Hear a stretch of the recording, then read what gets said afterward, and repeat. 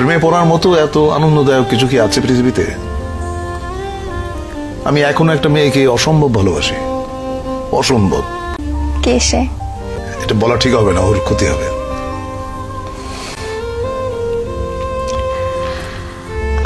আমরা কি চিনি? চেনো হয়তো। আপনার কাছে প্রেমের সংজ্ঞাটা কি? প্রেম আপনি কিভাবে অনুভব করেন? প্রেম হচ্ছে স্বর্গীয়। এইটা মানুষের ভেতরে প্রেমের যে অনুভূতি, এটা পবিত্র এবং স্বর্গীয়।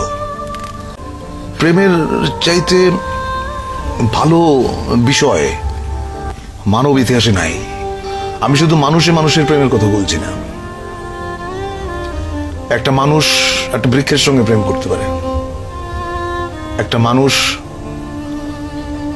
তার বাসার জানালার পাশে যে গাছটি আছে সেখানে যারা দোয়েল পাখি বসে, সে তারও প্রেমে পড়তে পারে।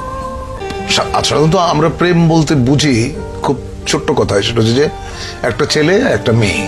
ব্যাপারটা কিন্তু সেরকম না, তাই না? ধরো যেমন আমাদের প্রফেট, তার সঙ্গে আল্লাহর যে প্রেম, এটাকে তুমি কিভাবে ডিফাইন করবে? এটা ডিফাইন করা সম্ভব না। প্রেম হচ্ছে এরকম। আমি একটু মানব প্রেমের মধ্যেই থাকছি। অনেকে বলেন যে প্রেমে পড়লে হৃদয়ে হার্টে ব্যথা করে, অনেকের পেটে ব্যথা করে, অনেকের মাথায়ও ব্যথা করে।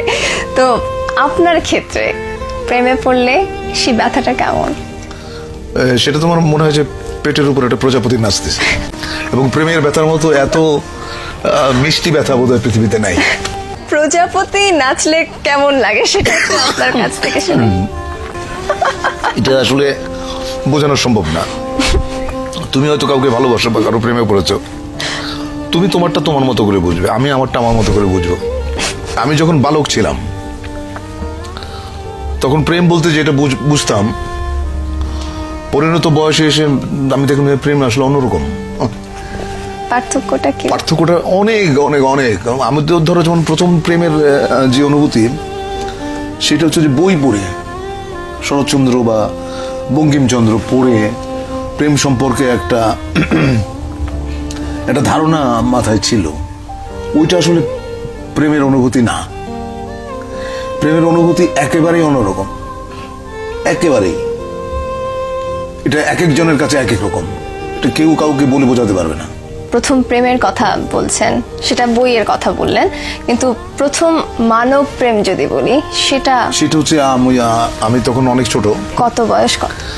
এই ধরো 14-15। তখন প্রেমে পড়লাম এক গার্লস স্কুলের ম্যাডামের, যার বয়স ধরো আমার চেয়ে 20 বছর বেশি। ওইটা আমার প্রথম প্রেমে পড়া।